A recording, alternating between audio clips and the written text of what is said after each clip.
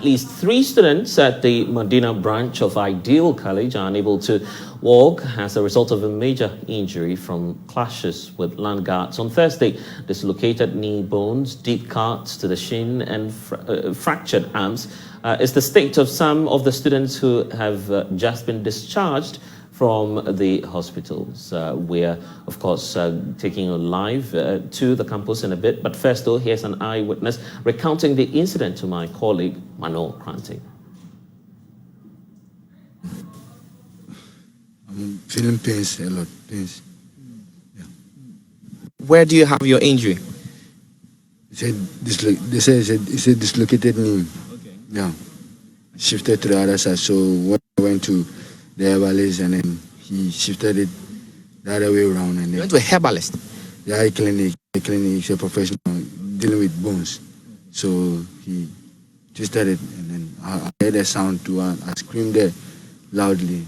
And then he said it fell to its right position, so I should come with this. I see. But how did your knee get dislocated? It was change lesson.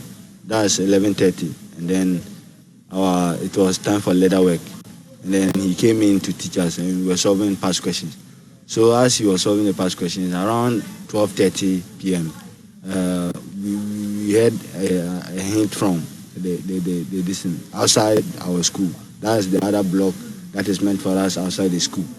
And then they were saying that Prof, our school owner, is outside there fighting for it. And then I said, oh, let me also take a witness to see what is going on. So I peeped through the window to see. I saw one of the landguards slapped him and pushed him. And there, I don't know wherever the spirit came from. And then, I was pissed off. So there was a flame of fire in me, and I descended from the last floor. I'm a visual student. I descended from the last floor. And then I went, and then I also approached one of the landguards, and I disciplined him anyhow I want to. And then one of the policemen used the back of the rifle to hit my knee. Policeman that hit you? The policeman. Yes, sir. So then what happened after that? After that, a friend of mine, Pablo, he came to rescue me from the car, because there were almost 4 or 5 of them on me. They were using sticks, hitting, and others were using the rifle to hit my leg. So he came behind, dragged me, pulled me. He was with a long sleeve white shirt. So he came and then pulled me, and then I was also struggling on the ground to also see if I can escape from them.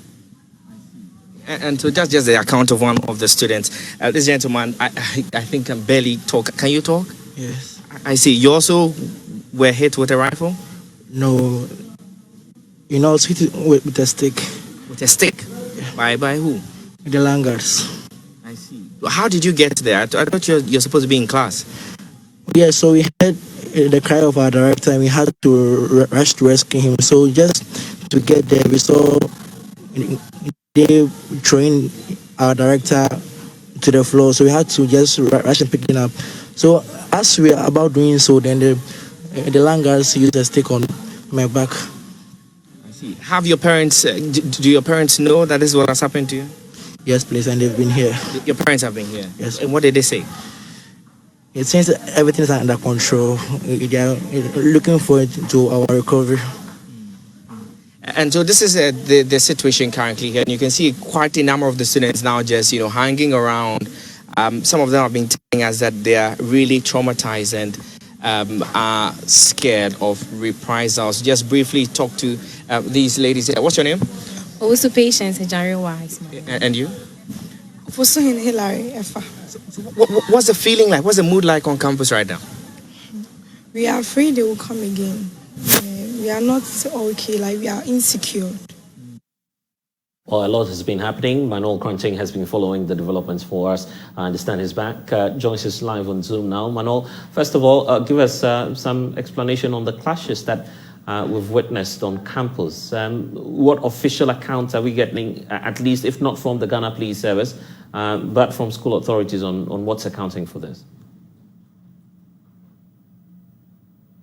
You'd have to unmute so we can hear you, Manuel. Also, Blessed, what we have learned in the past couple of hours since we started following this particular story is that the alleged landguards who had arrived on this parcel of land in the company of other officers who are suspected also to be police officers because they were in a police uniform, began to demolish some structures on a parcel of land which is now in contention and is being reclaimed as a government land.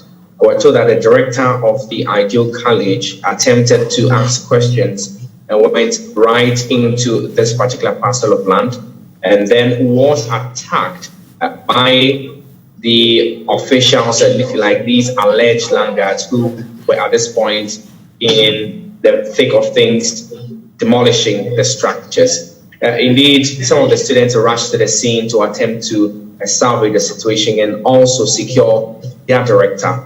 It turns out that they were also caught in the situation, 3 of them sustaining very serious degrees of injury, and then scores also being injured in the process, although quite minor. They were all hospitalized, but told that just this morning, at the time we're leaving the school's campus, they were discharged, and you just had them share their audio with us and how they were feeling. On the campus, however, there's an easy calm because a lot of the students, even though the Legon police station officers have been deployed from there to visit the students on campus and reassure them of their safety, many of them are afraid of reprisals. They feel that these alleged landguards who actually came in a company of other officers in police uniform may return to attack them again, and that is the justification that we've gotten. We've been speaking to a few people who tell us that the reason for this particular demolishing is that the director of Ideal College had attempted, and in fact, we were told quite publicly, had threatened to pull down some walls which were just close by his facility. This seemed to have been the trigger for these men to have moved in and then demolished his structures, of course, leading to the fracas that has led to this particular injuries. Terrible injuries, I must say. But what's the state of the students now? Well, they tell me, these injured students have just been discharged from the hospital. They are currently in the sick bay of the school, being attended to by physicians on campus. There are about 20 or more even of the students who have also secured quite minor degrees of injury, but are also under close monitoring by medical officials just to be able to assess and quite confidently clear them as fit to go back into the classrooms. And so when you take these 3 serious injuries together with the over 20 minor injuries, the remainder of the close to 1,300 student population at that particular campus of Ideal College, they are shocked and, if you like, really spooked. And they would not, at this time, as they tell me, they are sitting on tenterhooks and really just walking on eggshells as they say they are afraid perhaps the people involved in this attack may return. Manuel, I guess this would be the time for the police service in the area to provide some protection. Are we seeing any signs of that? Indeed, while I was on the school's campus, the Legon police commander led an entourage of police officers to actually visit the students, the ones who were injured, and the entire student population. We're told that there is a police patrol team that has been stationed just within the close proximity to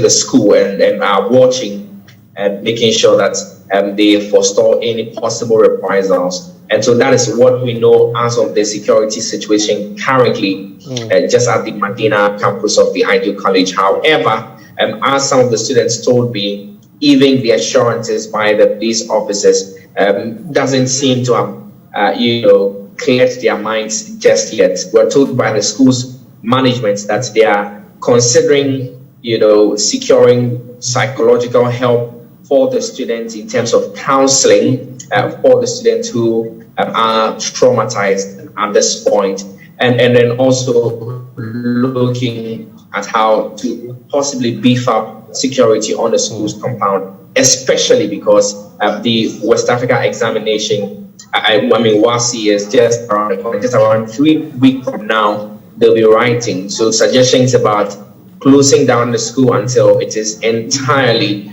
safe to bring the students is not currently being considered by the school because, of course, they have to prepare for their examination. Blessed. Manuel Cranting bringing us the latest from Medina.